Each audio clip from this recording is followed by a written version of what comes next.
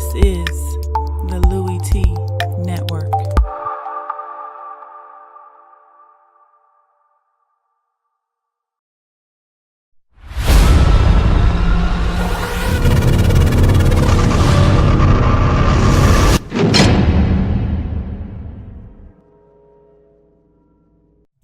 Who else could it be? Me, your me, Louie Tee. Welcome to Lockdown Coverage, week number 10 in the National Football League. The Bears coming off an impressive victory, handling a little bit of family business on a Monday night versus the Minnesota Vikings, looking to build a little bit of momentum, going up to Tampa to take on a team that is winless at home in 4 tries this season in the Tampa Bay Buccaneers. So if you're the Chicago Bears, you're playing with a little bit of confidence. You're playing against a team that's struggling with confidence in their own building. Here's an opportunity for you to get a big road win, something that has eluded this Bears team all season long. Seems like a nice setup for a Bears victory on the road, right? Right? Wrong. Bucs had other ideas in this game. We'll get to that here in a second. But first, before we do, welcome to the Louie Tee Network and Lockdown Coverage. I, of course, am your set man, Louie Tee. Thank you for joining me on this program. If you haven't already done so, subscribe to the Louie Tee Network for more great content in 2016 and beyond. We're looking to change the game, and I need you to help me do that by hitting that red subscribe button and becoming a part of the movement. Subscribe to the Louie Tee Network on YouTube. Also, I'm on Twitter. @InTheLabRoom is the Twitter handle. Go ahead, give me a follow there. The most efficient way to keep up with my channel is through Twitter. Turn on your notifications, follow me, and when I go live, you'll get a tweet immediately, real time, as I'm going live, letting you know, hey, live feed coming up. You can also turn on your notifications on Facebook or YouTube as well. That will help you, but Twitter is probably your most effective means. They seem to get it first, so that's the best way to keep tabs on this channel. Also, if you want to just chop it up with your man Louie Tee, talk football, hey, I'm here for you, baby. @InTheLabRoom is the Twitter handle. Also, I'm on Facebook. In the Lab Room is the Facebook page. Go ahead, give me a like and a thumbs up there. Gonna do some innovative things there on Facebook, give you some exclusive content down the road. Again, something I have to play with and explore with, and I'll do that a little bit later down the road as this season probably comes to a close. But again, get ahead of the curve, be there early, don't be there late. Go ahead and like the Facebook page. All of my social media platforms right up above in the screen above. So go ahead and make sure you like the Facebook page, you follow me on Twitter, and also, most importantly, you like and subscribe to the YouTube channel, Louie Tee Network. That being said, let's jump into this breakdown, and it turned out to be a thorough ass whooping. You know how we do it here, man. You know how I handle ass whoopings. I can't speak for anybody else. But when it comes to ass whoopings in Louie Tee, this is how I break them down. I don't do likes, dislikes, banana in the tailpipe. Not for ass whoopings. No. Here, on this program, when an ass whooping takes place, you get what I saw from afar. So, in this game between the Bears and the Tampa Bay Bucs, I, Louie Tee, is going to tell you what I saw from afar. So, let's jump into the proceedings this evening, and as usual with this format, to the victors go the spoils. We start with the team that did the ass whooping in this game, and that would be the Tampa Bay Buccaneers, who run their record to 4-5 on the season with a 36-10 victory. So we're going to talk about the Buccaneers first. The Bucs defense was very opportunistic in this game, forcing 4 first half turnovers. They got after the Bears. Jay Cutler is a notorious F-up, and that's what he did in this game. And the Bucs said, hey, if you feel like sharing, if you feel like being generous today, why not allow us to help you do so? It is that time of the year. Thanksgiving, where everyone gathers around and starts to share those good feelings and they start to be a little bit more giving than normal. And Jay Cutler, in the season spirit, decided he was going to be very generous on this afternoon. And he decided he was going to throw 2 interceptions in the first quarter, and he decided he was going to fumble the football away. And then his teammate said, hey, I'll get involved as well. If you're going to fumble, I'll match your fumble with a fumble. And all of a sudden, the Buccaneers are in business. 14 points off of 4 Chicago Bears turnovers in the first half. Great job by this Buccaneers defense of seizing opportunities and then getting points off those opportunities. Sometimes you just got to do it yourself. Chris Conte picking off Jay Cutler, taking it to the crib after the first interception by Brent Grimes was wasted. He said, hey, look, I got this. I'll do it myself. Don't you worry about it. And so 14 points off of 4 first half Chicago Bear turnovers. That's the way to get it done against a bad football team if you're the Tampa Bay Buccaneers. And then to start off the game, as good as you played in the first half, as much as you dominated, after the Hail Mary that you give up, it's 17-10 at halftime. You're only up a score. And so the dominant second half that you had was a necessity to put this game away. 19 unanswered points scored in the second half as you put this game away 36-10, which would end up being the final score. Love to see teams put their foot on the gas pedal and not release it. Put that foot on the throat, man. Crush that jugular vein. Go for the kill. Crush that larynx. Don't allow the opposition to get up, and the Buccaneers did that in the second half of this football game. Doug Martin with a quiet comeback and return to the lineup. 16 carries, 33 yards. The Bears weren't having it defensively on the ground, but I expect Martin to be a lot better moving forward. We'll see what happens with him. But the running game was non-existent in this game, and Doug Martin, very quiet return as he finally hits the lineup for the first time in a long time. It seems like he should help this offense moving forward. How about getting your first home win of the season? Took you 10 weeks this year to get your first home win in 5 tries. You were 0-4 going into this game at home. Look, in this league, if you're not gonna make the playoffs. You know why? Because you can't win at home. That's a problem.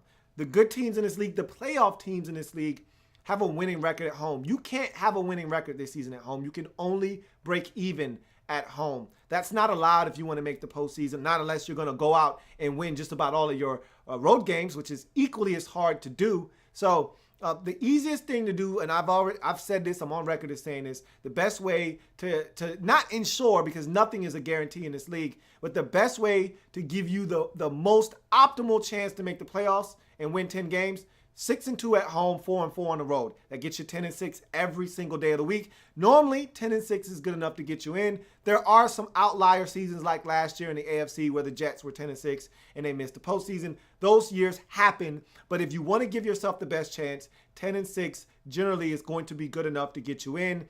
6-2 at home. If you can go 7-1, 8-0, even better. That's what the elite teams do.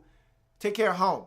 Bucs haven't done that in quite some time. They've been one of the worst teams at home since like 2005 or something like that. They've got like a 17-52 record or some craziness. I saw some statistic I saw on Thursday Night Football when they were getting pounced by the Atlanta Falcons on Thursday night.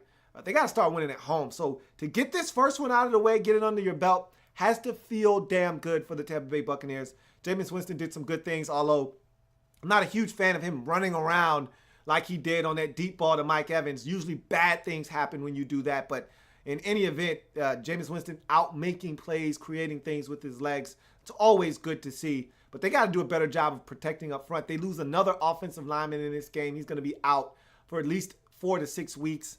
The depth on this offensive line is being tested by the Buccaneers. We'll see if they can pull another offensive lineman out of their depth and see if they can get some more guys up front to protect, because Winston was under siege. He was sacked 4 times in this game. But again, celebrate. You get your first home win of the season. That has to feel great. And you're one step closer to 500 on the season at 4-5. Let's go over to the losers in this game.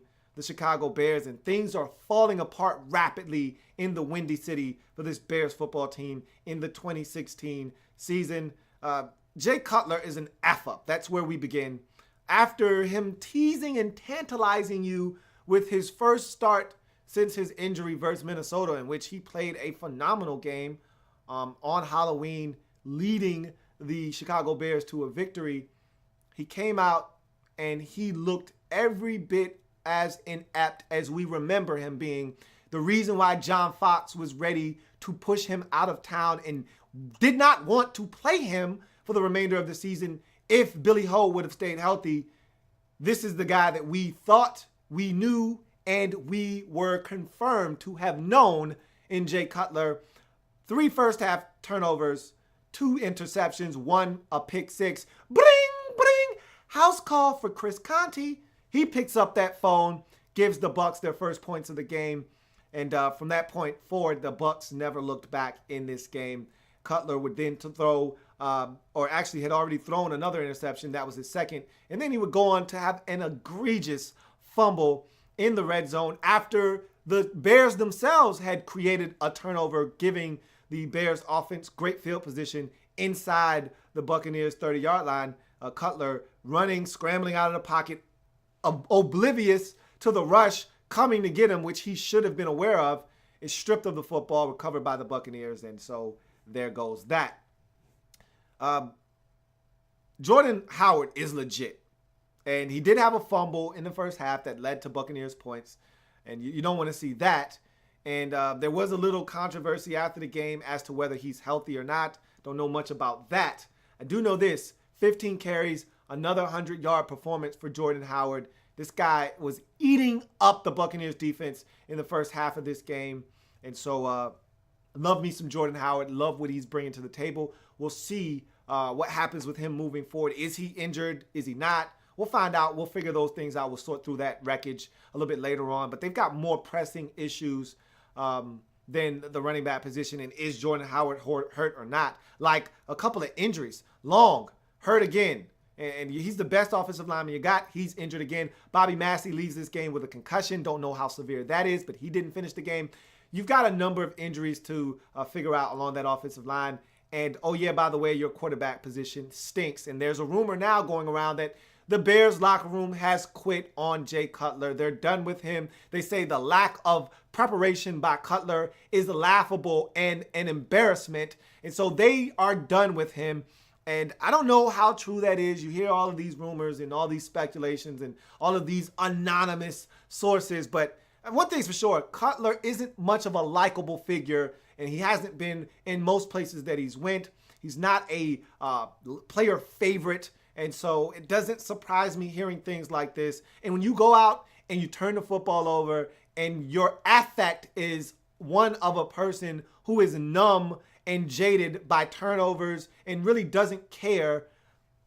I'm not saying that Cutler doesn't care, it just seems that way. This is what happens. You know, teammates turn on you, and now it's time for Jay to pack his things up and go. It really is. But there's still more football to be played, and I don't think they have another option to turn to. So the Jay Cutler Show in Chicago will go on. Limited seats available. Get your tickets now while they last. And finally, Alshon Jeffrey, suspended 4 games. That's going to hurt, as if they could afford to have any more things go wrong. You're already without Kevin White for another season, as he's on the IR with another injury. Now Alshon Jeffrey, never, ever, this is why I tell you this, never, ever trust a man with 2 first names, done for the next 4 weeks with a PED bust. And so he's not going to be available, and that's the best target you got in Chicago. Good luck with that. Now you've got Cutler and no targets. This smells like trouble brewing in Chi-Town for sure. And finally, I'll leave you on a good note. I've already hit you with enough bad news for the day. Let's end the news on a good note. This Bears defense isn't that bad. Now you say 36 points, they got destroyed. Hey, hold on. Okay, 14 points basically came off of turnovers in the first half. They were put in some bad spots. 4 Bear turnovers in the first half. to be exact. And they had to do some things just to stop the bleeding in the first half and not let this thing get totally out of control in the first half. But I think that they had the couple of big plays. Jameis Winston scrambles around and finds Mike Evans on a 3rd and long. Then he hits Freddie Martino on a defensive breakdown there and a touchdown. There were some breakdowns. Cutler with a safety. I mean, there's so many things that you could account for that the defense had nothing to do with in this game. But bottom line is, I'm telling you right now, they're a lot closer on that side of the ball than they are on offense, where they need a lot of revamping on that side of the football. Defensively, they've got something there. They got after Jameis Winston early in this game. And if not for all the turnovers, this could have been a totally different game. This defense, they're not far off. I'm warning you. And they still got a ton of injuries on defense. When they get all of their stuff back, with some of these young guys that are playing good football, you're going to say, wow, look at this Bears defense. They've got something on that side of the football. They're not that far off on defense. But man, is that offense bad right now. Outside of Jordan Howard. With that being said, let's take a look at your comments and see what you got to say. Brian Emerson says, on the part on the last live stream about the Jazz GM, I think Steve Keim is a hell of a GM. First round picks haven't worked out. Well, let's hope our right tackle will work out with a first round pick. You're talking about the kid out of Florida. We'll see if he works out or not. B says, this year works, but Dion Buchanan has been a first round pick, yet he's been on fire with the 3rd round pick. Tyrann Mathieu, David Johnson, John Brown. Yep, and that's how you build your team. BE says, hashtag Cutler sucks. That is a fact. BE also says, teams never pick with making picks. Browns, 49ers, and Bears. I don't want to include the Bears into that discussion. They don't usually have a ton of picks. The Browns and the 49ers, they stay with a ton of picks, and it seems like they're missing more than they're hitting.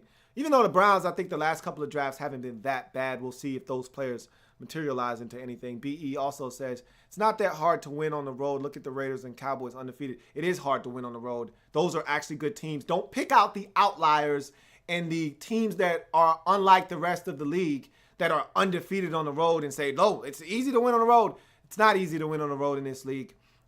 Those teams are outliers. They're the exception to the rule. Most teams struggle to win on the road. The Buccaneers have actually been pretty good on the road this season. Of their 4 wins, 3 of them have come on the road, but still. So that's a tough way to make your living in this league, going out and trying to win on the road. B says, I don't know if you mentioned this in the Chargers recap. I haven't done the Chargers recap yet, but yes, Brandon Ebane is out. I did see that. BE says, I think the Bears versus the Bucs game, Chris Conte is the only one who got a pick. You know he's feeling good with the pick 6. He's an ex-Buccaneer, so that, he's an ex-Chicago Bear. So you know that felt great to Chris Conte, picking off his former team and returning it for a touchdown.